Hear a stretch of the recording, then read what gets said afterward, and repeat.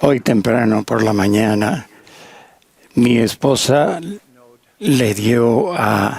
la madre de mi esposa le dio a mi esposa una nota que decía: querida madre, te amo.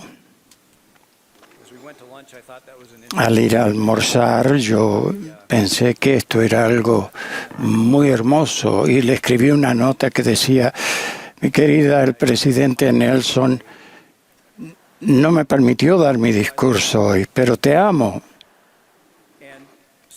Y de alguna manera eso no me pareció correcto.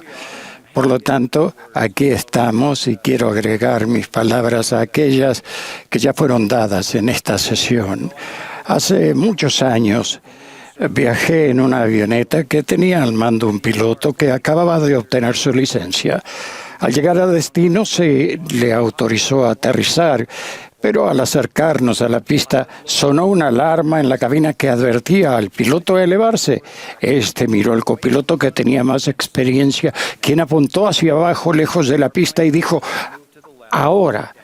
El avión se movió rápidamente hacia la izquierda y hacia abajo.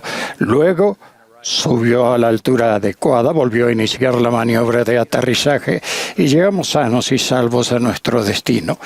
Más tarde supimos que otro avión había sido autorizado a despegar. Si hubiéramos seguido las instrucciones de la alarma, habríamos girado hacia el avión que se aproximaba en lugar de alejarnos de él. Esa experiencia me enseñó dos lecciones: que en los momentos críticos de nuestra vida podemos recibir muchas voces y es vital que escuchemos las voces correctas. Vivimos en un mundo en el que muchas voces buscan nuestra atención. Las últimas noticias, tweets, blogs, podcasts, los convincentes consejos de Alexa, Siri, nos pueden resultar difícil de saber en qué voces confiar. Debemos buscar las mejores fuentes de verdad. En otras ocasiones seguimos lo que nos conviene, nos concentramos en una sola voz o asunto, o nos basamos en nuestra capacidad de pensar. Aunque todas estas avenidas pueden resultar útiles, la experiencia nos enseña que no siempre son fiables. Lo popular no es siempre lo mejor. La obsesión no ofrece ninguna dirección. La conveniencia pocas veces nos conduce a las cosas que importan. La fijación en una sola voz o asunto puede afectar nuestra capacidad de ver, y basarnos únicamente en nuestra idea nos puede conducir a un estupor de pensamiento excesivamente intelectual. Si no tenemos cuidado, las voces equivocadas pueden alejarnos del Evangelio y llevarnos a lugares donde es difícil mantener la fe. Permítanme demostrar lo que quiero decir con una analogía y un ejemplo de las Escrituras. Los alpinistas suelen referirse a las alturas superiores a 8.000 metros como la zona de la muerte, porque allí no hay suficiente oxígeno.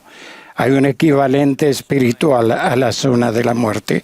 Si pensamos demasiado tiempo en lugares donde hay falta de fe, las voces aparentemente bien intencionadas nos despojarán del oxígeno espiritual que necesitamos.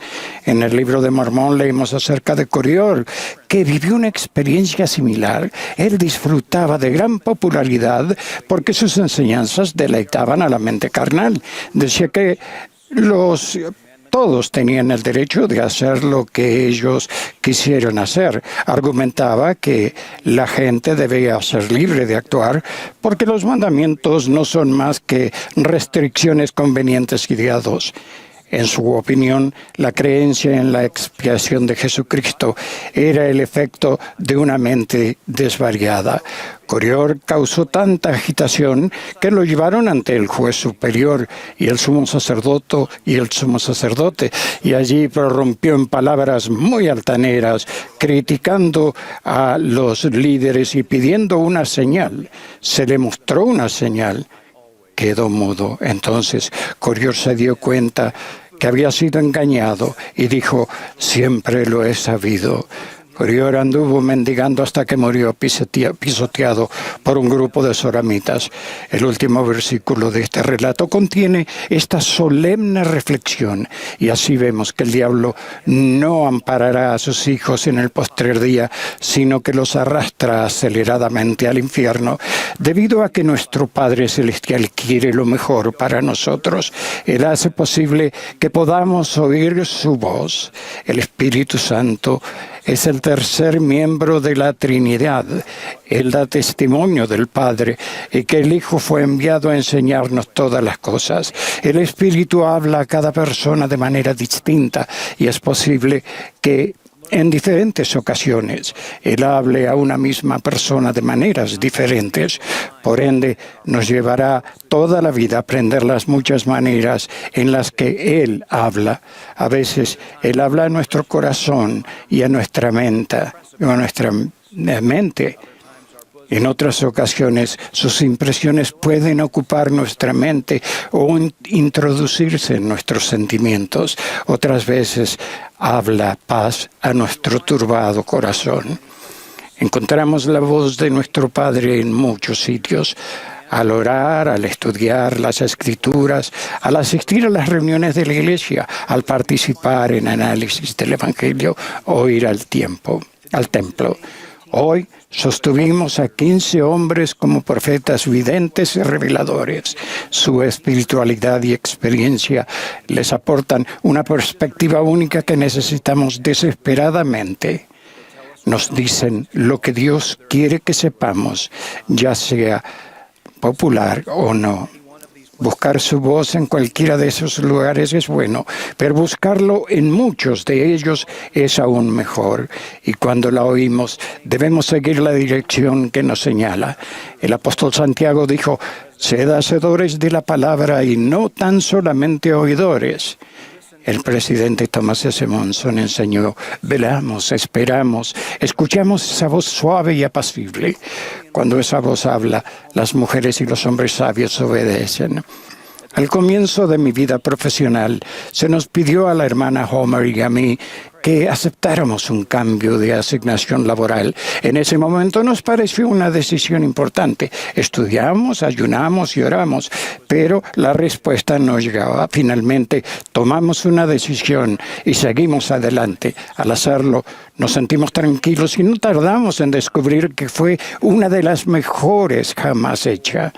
Por consiguiente, hemos aprendido que a veces las respuestas tardan en llegar.